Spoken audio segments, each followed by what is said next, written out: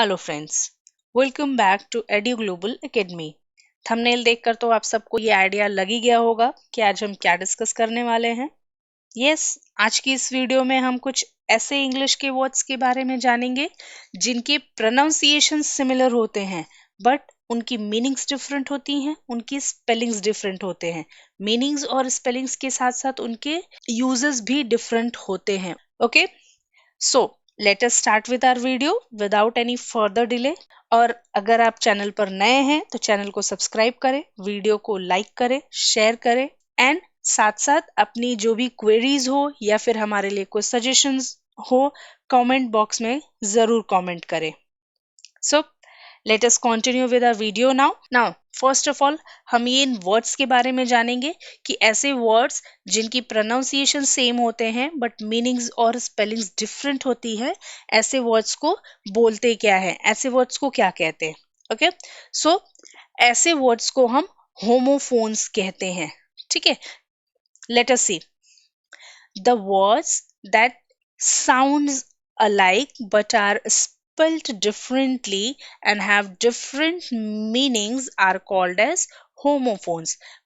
Means to say, homophones ऐसे शब्दों को कहते हैं जिनके उच्चारण तो एक जैसे होते हैं लेकिन उनके मतलब अलग अलग होते हैं, उनकी मीनिंग्स अलग अलग होती हैं।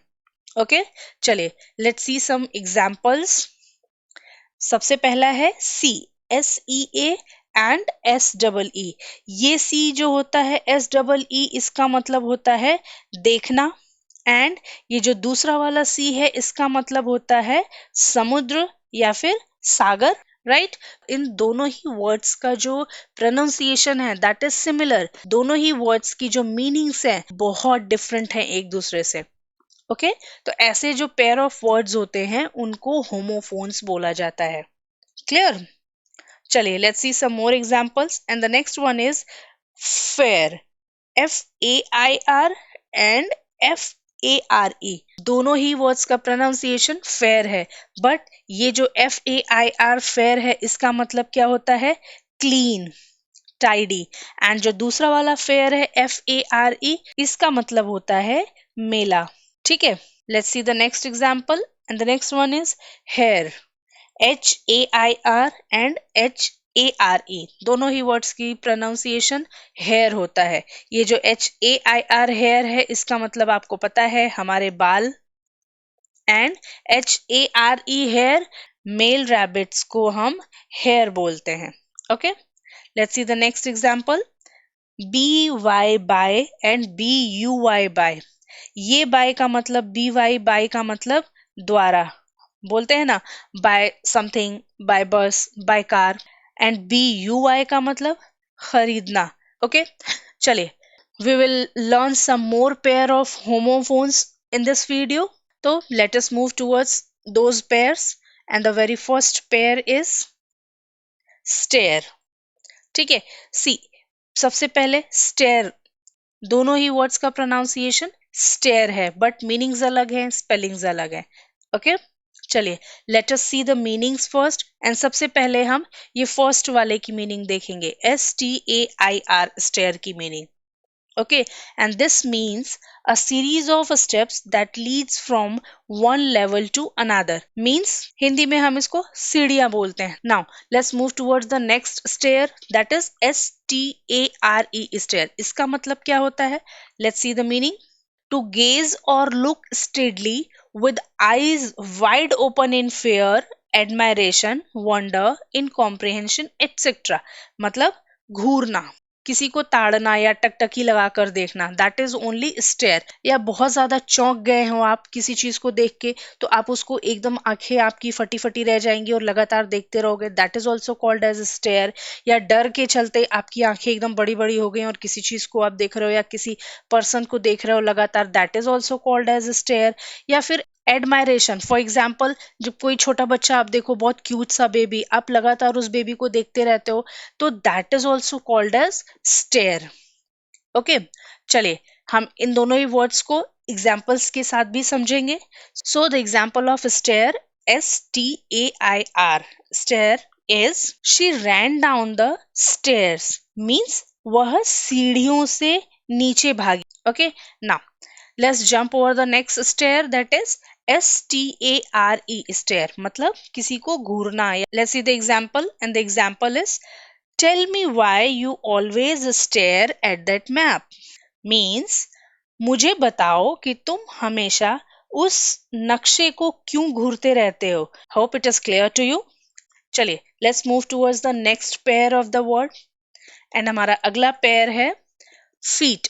सबसे पहले F E A T feet, and दूसरा है F double E T feet.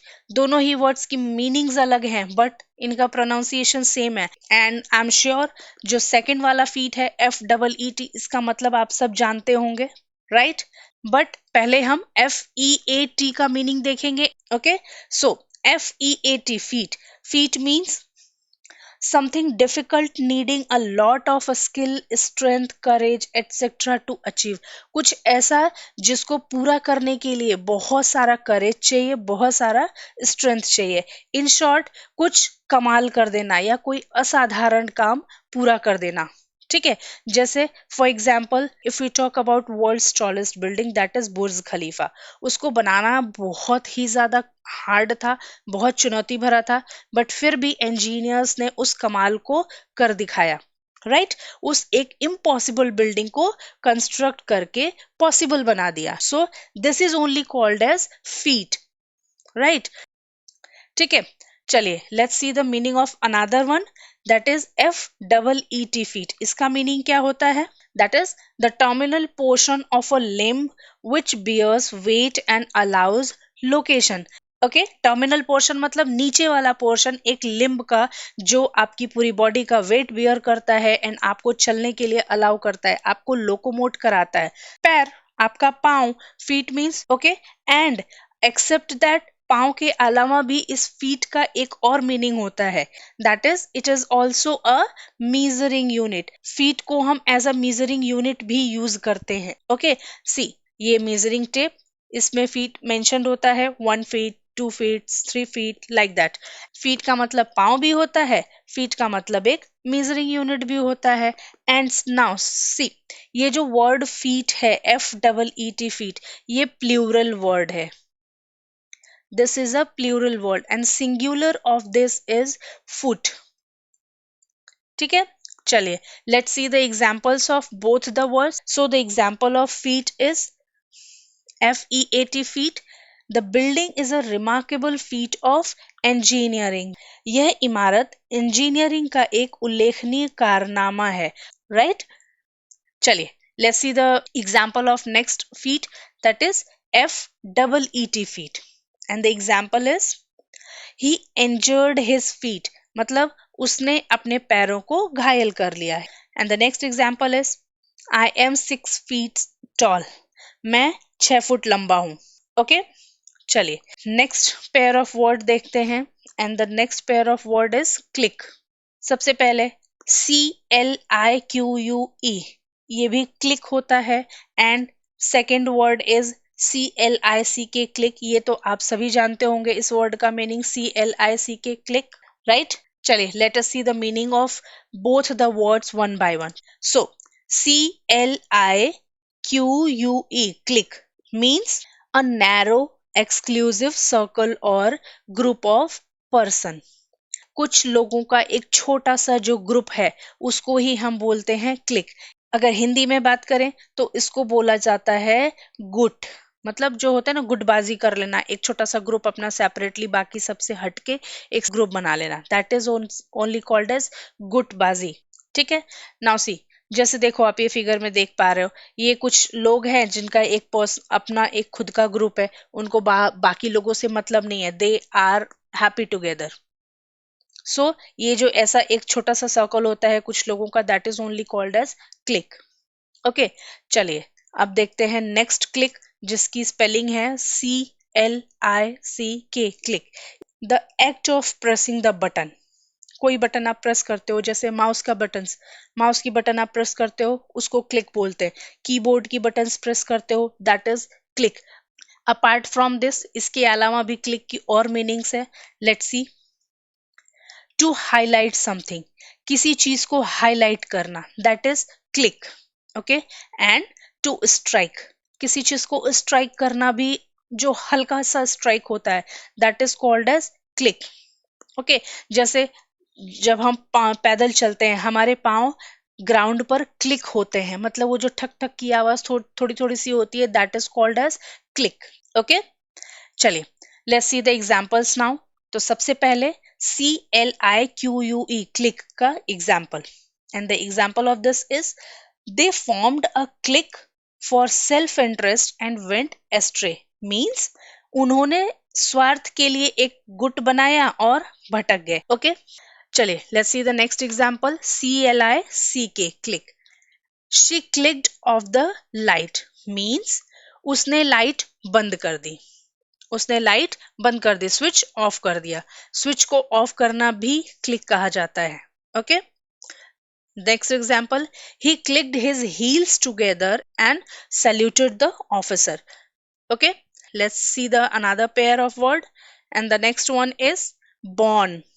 Let us see the meaning of the first born, that is BORNE, and this means carried by or carrier, means वाहित, से वाहित।